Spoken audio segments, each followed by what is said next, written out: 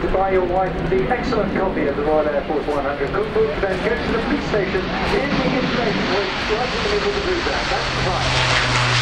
Here is Airbus Defence and Space A400M.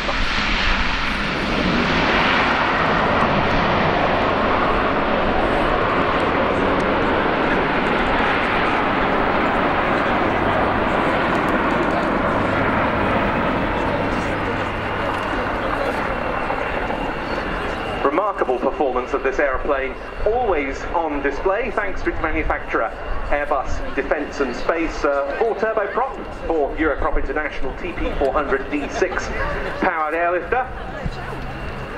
Equally at home in the strategic or the tactical environments. And this of course is why it's so appealed to the Royal Air Force, with whom it's now very much in service at Brize Norton as the Atlas C1.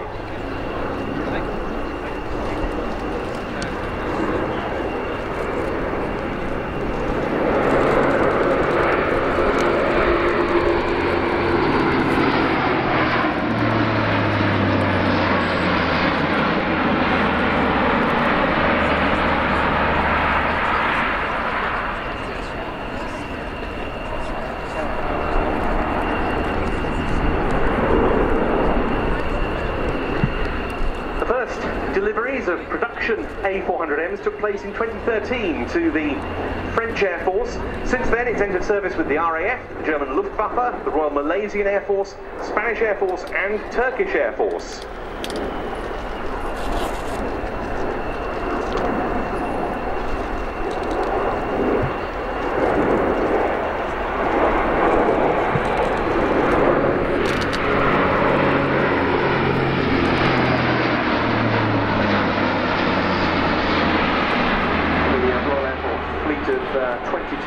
Ultimately 22 aircraft being operated by 70 Squadron at Brize Norton, plus other aircraft on 206 Heavy Test and Evaluation Squadron at Boston Down.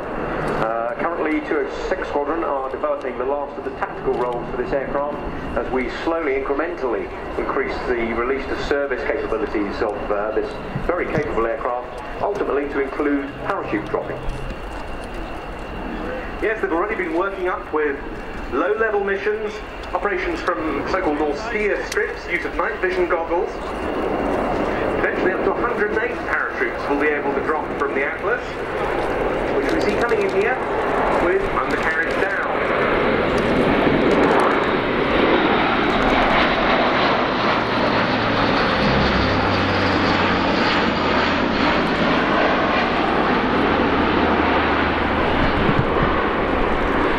And they've been much used on operations, the A400Ms and Atlases that have so far entered service. The French were first, using them to support missions in Mali. Turkey used theirs in Afghanistan, and then the RAF last September used them in what it called Operation Rumen, the first time they'd used the Atlas in the humanitarian airlift role. That was in the hurricane relief effort in the Caribbean after Hurricane Irma. They sent 2 Atlases to take part alongside Hercules, C-17s and support helicopters, and they discovered that the Atlas, as they already knew, but the concept was very much proved, could deliver bigger loads than the Hercules into exactly the same airfields as the C-130Js are able to.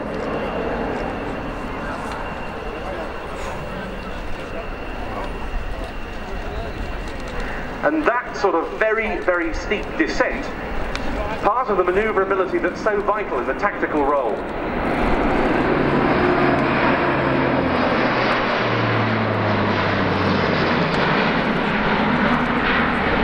Manoeuvrability that you see now is absolutely crucial for the aircraft in the low-level role, in particular when flying at low level, potentially when avoiding engagement from ground-based threats, but also the ability to deny a fighter the shot, especially when coupled with some very advanced countermeasures on board this aircraft. It makes its survivability absolutely second to none.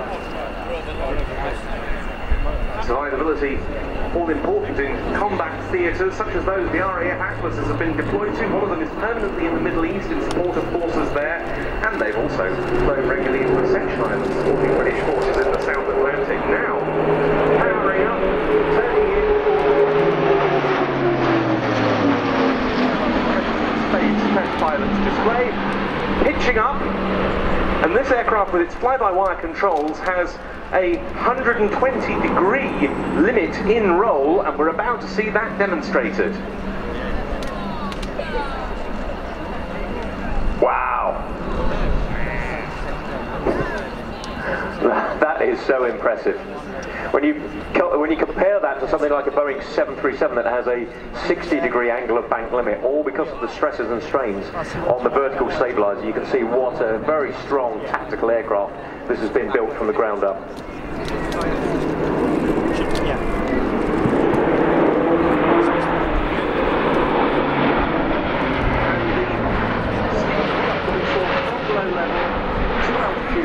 And then rapid return to low level. Again, the sort of thing that might well be practiced in a combat theatre with small arms, fire, man pads and so forth on the ground.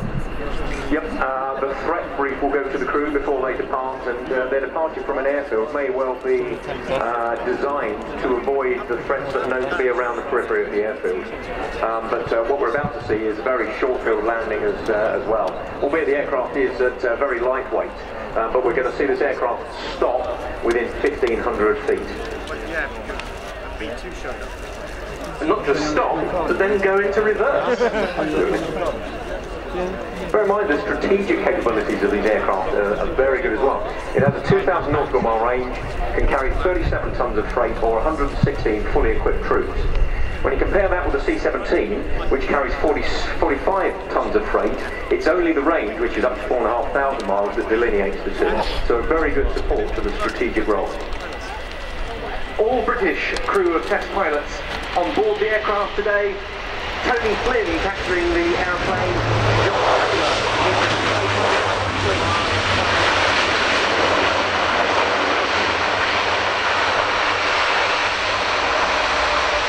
And how short a landing is that? Well, that's just inside 2,000 feet. The ship stopped at 7,000 feet. Probably landed about 550 feet. So about 1,500 feet as we see the aircraft now going to deeper thrust and start to reverse up the runway. Two of these in the ground displays from the 24 and 70 squadrons of Bryce Norton. This particular aircraft has got the RIAT 400 logo because this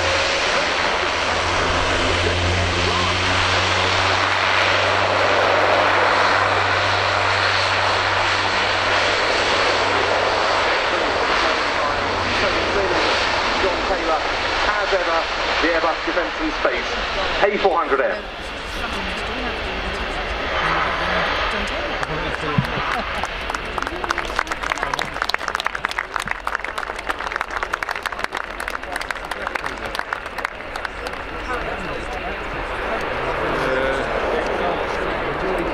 Incidentally, I mentioned the Empire Test Pilot School there. They're part of the Kinetic Empire, and they're represented here with their three newest assets, the G120TP, the H125, and the brand new Pilatus PC-21 in the static park. And